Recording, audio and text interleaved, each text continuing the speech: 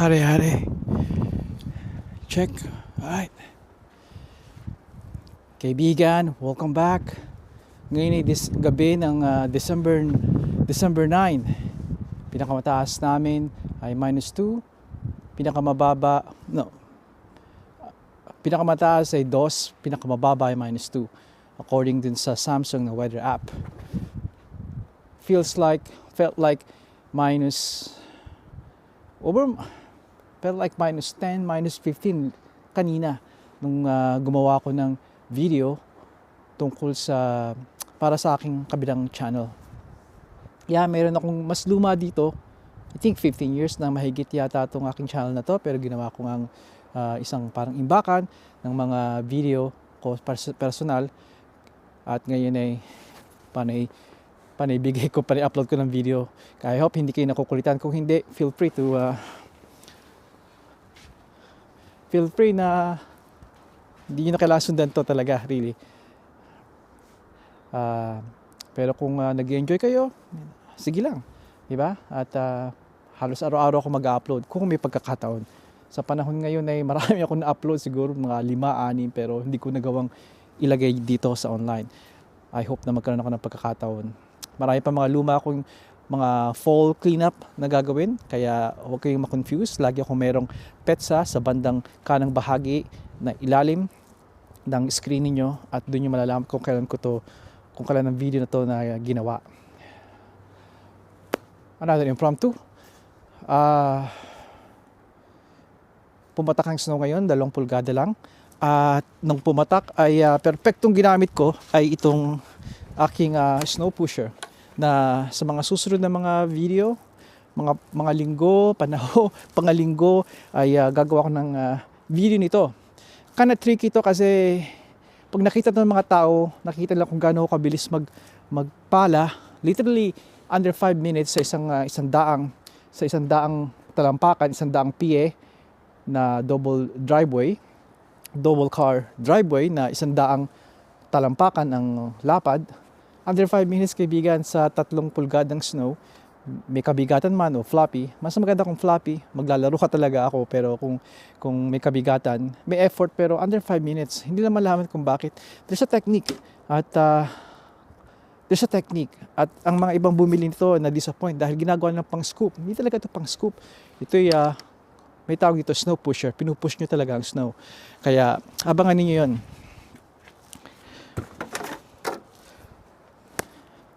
Bago ko makalimutan, ang dahilan kung bakit ako nag-video dito ay kinumutan ko si Impala namin na kakukuha lang namin sa talyer. Isang talyer na kasing tanda na ng taon na ito, mapagkakatiwalaan, although may konti kaming pagtatalo minsan, pero they're professional at very honest na pamilya. Yun ang gusto kong imungkahi rin sa inyo. Take your time, hindi kagad nangyayari, pero hanapin ninyo ang mapagkakatiwalaang mekaniko. Meron pa rin dyan na maaasahan na mapagkakatiwalaan. Umpisahan niyo sa mga family-owned shop. Iwasan niyo yung kasa ang tawag nila or dealership. Mahanap ninyo ang tama. Alright? Hindi kailangang family-owned shop. Could be isang korporasyon din. Pero ang masasabi ko, iwasan ninyo ang dalawang bagay na isang lugar, dealership at yung mga quick lube oil change. Napakahalaga nun, kaibigan. I don't care kung ang sarili nyo itong sasakyan, even sa kaibigan ninyo na pinapa-oil change nyo lang, huwag nyo dadalhin doon. Okay? Sa ibang bahagi natin pag-uusapan yun. At kung papipili ako sa dalawa, mas pupunta pa ako sa dealership kaysa sa mga quick oil change. Totoo at makakatipid kayo, totoo at napakabilis, pero kaibigan, kung titingnan nyo lamang history nila at malalaman nyo kung sinong gumagawa at nagkukumpuni at nag-iikot ng inyong ng mga tornilyo, nag-check ng inyong mga sakyan, nagluluwag ng mga tornilyo at naglalagay ng mga fluid, mas mabuti pang baka anak nyo na lamang ang gumawa noon, dahil halos ganun din yung iba ron ay wala talaga experience. At huwag natin sa ibang segmento, sa ibang parte ko lang pag-usapan yun. Iwasan ninyo yun. Payo ko sa inyo. May sensor kasi itong aking ilaw dito eh. It's been, teka.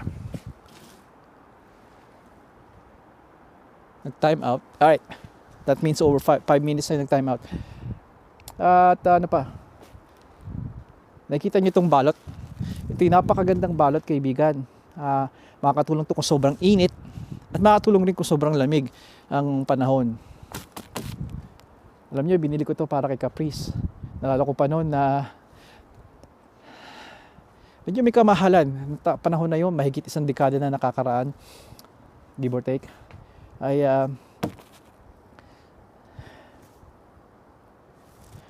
binili ko to mahigit 100 sa Canadian Tire. Tuwan-tuwa ako na nakuha ko ito. Yun ang umpisa ng pagbili-bili ko ng mga tools para mapaganda si Caprice. Ngayon wala na si Caprice, kaibigan, ay nakita ko to sa garahe at kinuha ko. Nakakamiss si Caprice. Sabi nga ni Mrs. D, biglang nag-hit na sa kanya na wala na si Caprice namin. Sabi ko, maswerte ka at na-drive mo si Caprice nung kapanahunan na buong winter. May isang season na buong winter niyang dinrive. Walang iba kundi si Caprice. Kaibigan, big deal yun.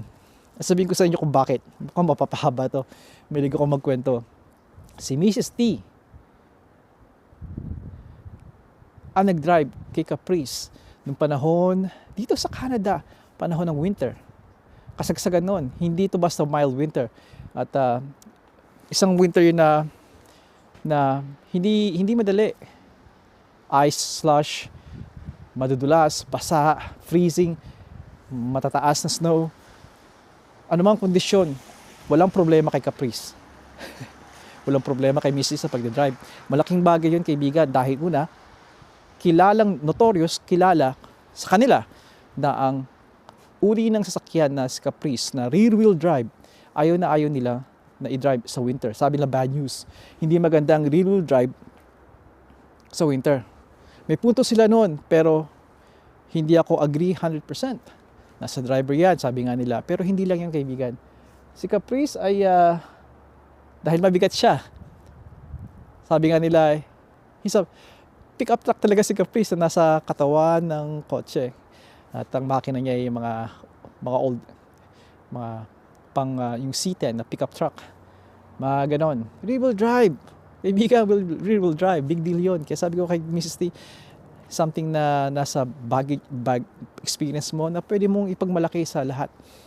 Dahil even mga kalalakihan, natatakot mag-drive, magmaneho, dala yan. Samantalang ikaw, walang problema. At nakita ko siya mag-drive. Napakagaling. Walang disgrasya. Talagang kahit may bagyo, kampante ka kay Caprice sa lamig, sa kanyang bigat, 4,000 pounds mahigit. At naglalagay ako ng pampabigat sa kanya sa puwitan niya para balance, parang pickup truck. Kung may pickup truck ka, maglagay ka ng pabigat sa pickup truck. Sabihin nila na 4x4 naman ang aking pickup truck, hindi ko na kailangan yan. Maaari nga, pero especially doon sa mga rear-wheel drive, walang chance yun. Talaga kailangan mo lagyan sa magandang gulong at kailangan mo lagyan ng pampabigat. Balik tayo kay Caprice. Walang uri ng snow, kondisyon ng bagyo sa winter na hindi niya naranasan. Ang sikreto ng kaibigan ay ang tamang gulong, winter tires, kalmado sa pagmamaneho, si Mrs. T. At syempre experience lagi niyo mararanasan yun sa tuwing tasabit ang winter. Kapag nagdadrive kayo, ano man uri ng sakyan ninyo, mararanasan ninyo yun. Experience yun. Kailangan huwag kayong huminto. Patuloy na tayo nakakaranas nun. Patuloy tayo nakakapag-aral na may natututunan. Ang isa sa mga susi ng sakyan, kahit rear-wheel drive yun na si Caprice, ay kailangang planted, maayos, mabigat ang sasakyan na nakatuon sa kalsada. Asfalto man to, semento, graba. Yun ang key, kaibigan. At sa pagdadrive nyo na may yelo, nakakatulong na ang bigat niya, ang lambot ng goma at ang bigat ng sasakyan, nakakatulong yun para maneuver kayo at makapagmaneho ng maayos. Magkakaroon kayo ng pagdulas, normal lang yun. Pero makakaagapay kayo at makaka-recover sa kalmadong pagdadrive at sa tulungan ng bigat ng sasakyan, makakatulong yon. Kaya popular na rekomendado ko rin na sa winter tires ninyo ang inyong ilagay na mags, na wheels, na rims ay steel, bakal. Dahil ang alloy or magnesium, hindi ako yung ako ay naninigas na. Magnesium ay, madali lang. Gagawin natin 15 minutes, so I have 5 minutes na lang. Ay magaan. Alloy wheels, magaan. Steel na rims, makakatulong yung bawat bigat ng mga. Kaya, isa pa, mura. Makakatulong pa sa inyo na maging planted, dumikit at mapanatiling nasa yung bigat niya ay nasa lupa, nasa kalsada. Makakatulong yun. Bukod sa mura pa nga at bigat ng isa sa mga susi, kaibigan. Bigat. Right? Hindi tayo nakikipagkarera, hindi pagang, hindi to NASCAR, kaya winter to. Kaya mamimiss namin si Caprice. Itong kumot niya, ngayon kinuha ko dun sa loob ng garahe at sabi ko maswerte hindi kinain ng mga daga. Pero nakita ko may butas na maliit, siguro kasi laki ng piso. Hindi ko alam kung gaano nakalaki ang piso sa atin. Pero yung piso na alam ko ay si Jose Rizal back in the 90s. O yung 2 piso na hexagon ba yun? Mga ganun kalaki. Kaya a simple patch lang, magagawa ko ng paraan. Kaya ngayon ay gamit niya yung Simpala. Isa pa, nakuha namin sa taller si Impala dahil ang mga bagay na kaya kong ayusin ay binigay ko na sa professional.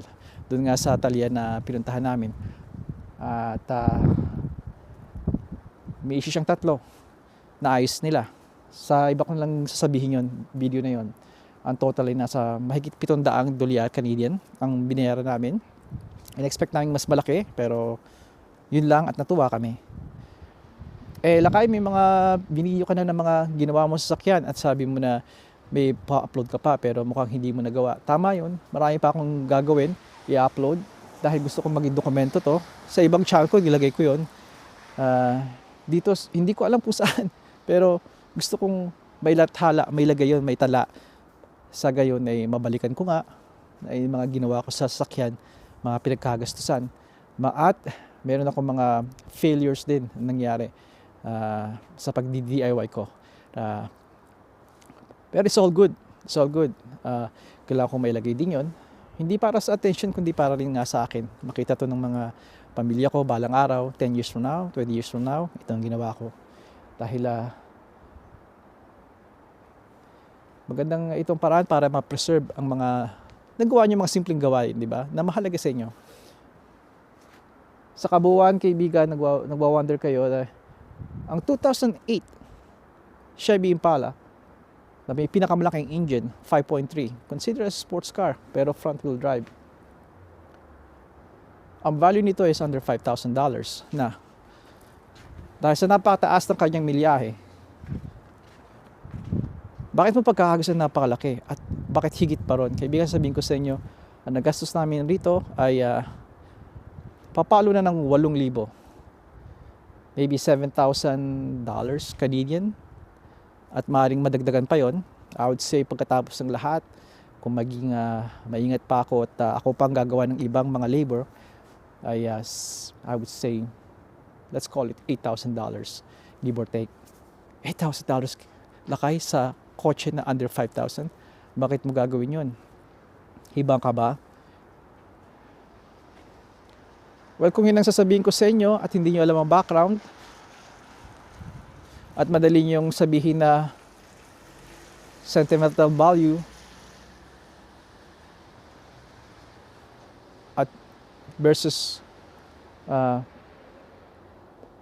problemadong sakyan, then mananalo talaga na ang nag-keep nun ay mananalo talaga ang tao na magsasabing scrap mo na yan.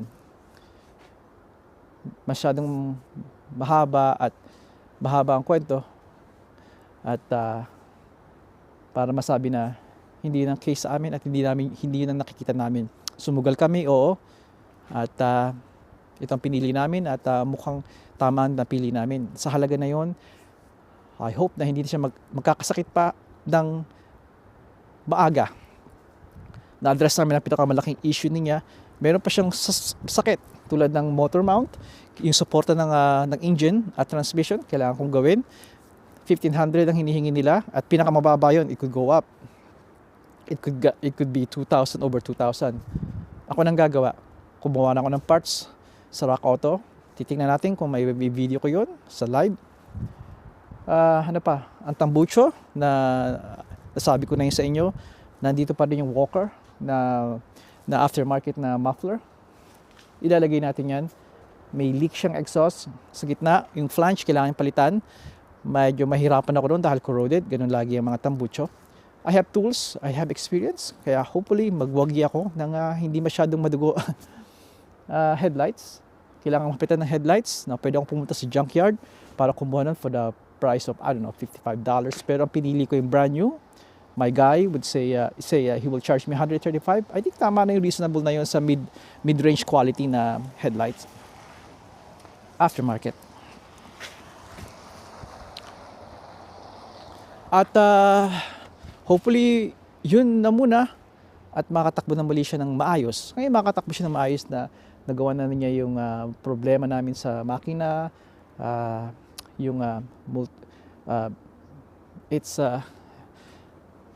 it's a coil thing, misfiring, at may issue sa akala ko ay yung oil pump pressure na kinakabahan ako dahil that's 2,500 kung at least kung ayusin nila yun sa parts na napakalita halaga pero ang labor ay doon ka madadali. Mahigit 2,000 ang labor.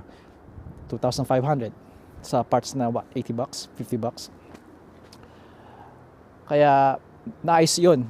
Pero hindi kami nga gumastos at 700 lang binayaran namin kaibigan. Charging issue. Gagawin ko rin, binanggit ko na rin yun. Sabi ko hindi ko banggitin sa inyo yung mga binayaran namin. Ay naayos ng kaibigan naming mekaniko. Pero yun nga. Ito siya. Under 5,000 ang value ngayon ng Impala, Chevy Impala namin. Pero gumastos kami ng mahigit pa ron. Almost 8,000 na. Mag-8,000. Pagkatapos ng lahat-lahat. Kaya may mga bagay na okay, mag-alala kaibigan. Alam namin ang ginagawa namin. Ito yung mga bagay na komplikado at hindi basta-basta ilalagay mo sa online na itong gawin mo sa lagayan, gumastos ka dahil kailangan mo ng masusing pag-iisip, pag-aaral. At sa kataas, sa ibang mga pagkakataon ay ito'y simple na ini-scrap na. Kumuha ka na ng panibago. Mapa-use man o bago ang advice sa'yo. At maaaring mag-agree ako nun. Depende sa sitwasyon ninyo. Ibang mga sitwasyon natin kaibigan. Kaya meron akong isang mga advantage sa mga ibang mga vloggers. At ito ay hindi ko nasasabi sa inyo ang tunay kong hindi ko sinasabi ang lahat-lahat sa inyo tungkol sa aking buhay. Kaya isa sa mga advantage ko kaya nakapagsalita ako ng ganito at naipapakita ko sa inyo mga bagay-bagay dito. At sa mga nangangarap o nagbabalak na maging, alam kong sino ba ako, napakaliit at wala akong engagement dito. Pero I think meron akong sa 2 sentimo ko na gustong ibahagi sa inyo ay magtira kayo ng para sa sarili nyo. Of course, mag-share tayo ng mga bagay, pero wag lahat-lahat. Sa pagdating ng 2026, pinag-iisipan ko to dahil meron akong code sa pagbablog. I don't really call it vlog, more like making a content. So, content creator. Again, ulitin ko, kung ang ginagawa ko ay definition ng pagbablog, then so be it, di ko alam. Itong bagay na hindi ko makikipagtalo dahil ano bang alam ko talaga, kundi mag-upload lang. Sa pagdating ng 2026, gusto ko magbahagi sa inyo ng kapirasong hindi naman puro tago lahat. Ipapakita ko sa inyo, pinag-iisipan ko na sabihin sa inyo aking kalusugan dahil I think makakatulong sa mga kapwa nating kababayan lalo na dito sa North America. At konting buhay, kaibigan. Maybe kwentong pamilya, kaibigan sa sarili ko. Hindi ko alam kung anong itatitle ko dito, pero magtatapos ako sa title na ito. Gusto kong ibahagi sa inyo mga kwento ko at pamilya ko dahil ang iba ay I think entertaining, interesting kung akong magsasabi. At sa taon na yon paghahandaan ko sa 2026. Kaya abangan niyo kung interesado kayo tungkol ito at ito maging title ng video na yon. Kami ay pamilya ng mga nurses, caregivers at sundalo dito sa Norte America. Yung tatlo na lang yan, napakarami kong may kikwento sa inyo. At maaaring mag-open ako at itanong sa inyo, sabihin sa inyo kung isa ba yon sa mga binanggit ko ay naging trabaho ko. Well, malalaman natin yan sa 2026. Kaibigan, dito akong papaalam sa inyo. Sinasabi kong under 10 minutes, I think na doble na. May bagyo pa kaming darating bukas. 8 pulgada ang nakikita ko. Kaya maging busy kami. At ihanda ko aking mga makina. Meron akong makina rito na I hope hindi ko magamit. Yung maliit lang na makina. Kung hindi ay kailangan kong kunin ng isa sa mga pinakamalaking snowblower na makikita nyo dito sa North America. Ang Toro 1432. Kaibigan, hanggang sa muli, lagi kayo mag-iingat at sana puno kayo lagi ng pag-asa at inspirasyon. Maligayang Pasko sa inyong lahat, kaibigan. Sa lahat ng makikita nyo rito, huwag niyong kalilimutan. Maligayang Pasko, Merry Christmas ang inyong batiin. At may times na ako'y babati ng Merry Christmas sa inyo at hindi Happy Holidays. Hanggang sa muli, padayon. Merry Christmas. Maligayang Pasko.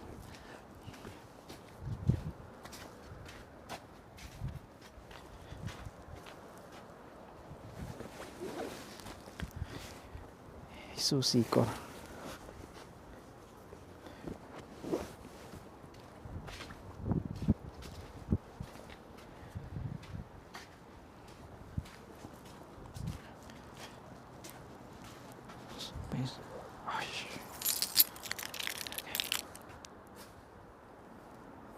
Ito yung aking tripod.